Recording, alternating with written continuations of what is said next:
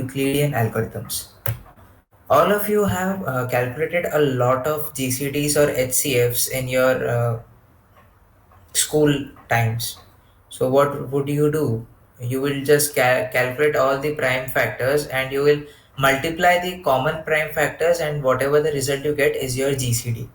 So that is the conventional way or the usual way that we used to do, or we used to use for calculating GCD.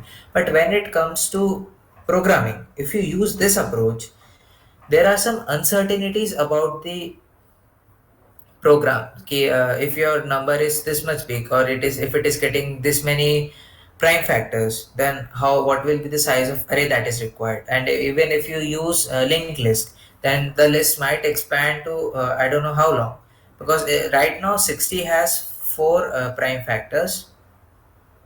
And if we go on, if 60 has 4, then 120 will have if you keep on calculating, you will see that there as the numbers get bigger, the amount or the size of this array will need to be increased to such an extent that it will consume too much of memory than compared to what is required. And of course the computation time will also be exponentially high. Instead, while calculating the GCD, what a different approach we can use is using the Euclidean algorithm. What is the Euclidean algorithm? The Euclidean algorithm says that if we subtract a smaller number from the larger number, GCD doesn't change. If you want to try it, grab a pen and paper and try out this example itself. So 60 minus 36, if you guys have your papers in hand, try it. 60 minus 36 will give you 24. Okay, yeah, you will get 24 as your result. Now the two numbers are 24 and 36. This time 36 is the larger one. So you subtract 36 minus 24. What will you get? You will get 12. Now the two numbers are 12 and 24. Now we clearly know that 24 is a multiple of 12, but the computer doesn't know it. So it will keep on, it will try again. So it will subtract 24 minus 12 is equal to 12. Now the two numbers that we have are 12 and 12. So when we subtract 12 minus 12, we get 0, and that's where the compiler stops. So our condition is when once it gets to 0, we stop.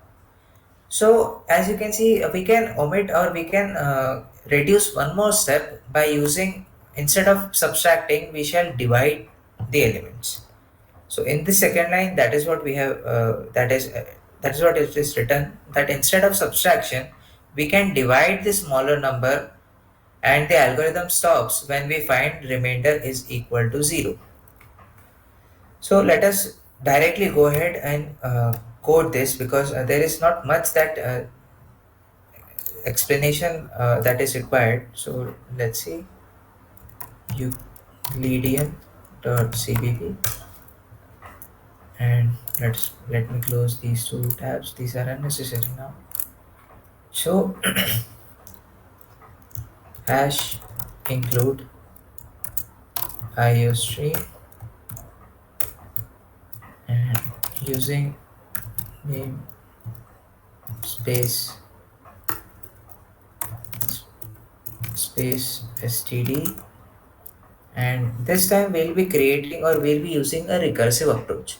Now you might be thinking that in the first problem we used a recursive approach, that was but that was not feasible, so we used a loop.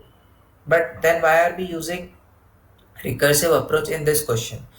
Now it depends upon the problem. Sometimes recursive approach can be very lengthy, because you, as you can see in that, calculating sixth number of the Fibonacci series, the number of branches or the number of calculations we had to make, the repeated calculation that we had to make was a lot. But when we use recursion in these types of problems, every time that you calculate, you get across a new value. It is not the same old value. You always apply this function to some new value that hasn't been calculated yet. So that's why sometimes recursion is more feasible and easier as compared to looping or any other type of approach. So let us define our function int GCD, and we'll take two inputs, int A and int B, and let us say if A is equal to 0. Now this is a condition. We want to make sure that our code is error free. When you enter A as 0, now if you enter B as 0, it will return undefined, because anything A upon 0 will give infinite values. So that's why we'll have, if A is equal to 0, we simply return the value of B. Why would you return the value of B? Because every number is divisible by 0. Every number can divide 0. So if B is our HCF, then it will divide B itself and it will also divide 0. Hence B will be our answer. Otherwise, we'll just return B percentage A comma A. So now remember that B will be our larger number, while A will be our smaller number. So whenever we return GCD of B percentage A comma A.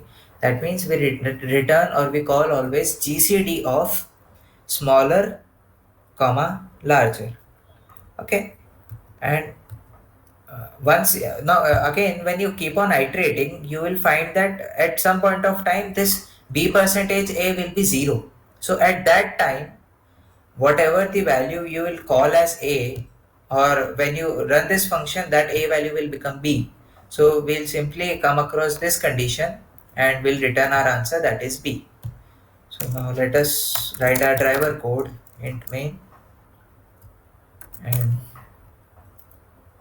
int A is equal to 10 and B is equal to 15. So right now I'm not taking any inputs, I'm just directly defining, or I'm directly assigning those variables with the values at the time of declaration itself. And we have GCD of A, sorry, A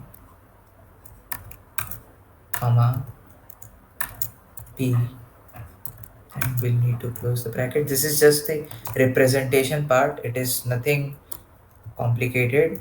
And we return GCD of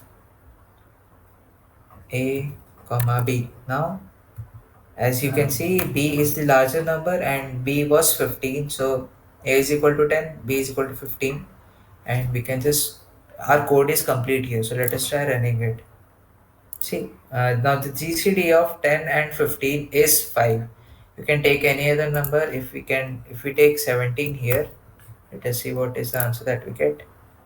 We get 1, because 10 and 17 have no common factor. So 1 is the only common factor, and in this case we'll get the value as 1.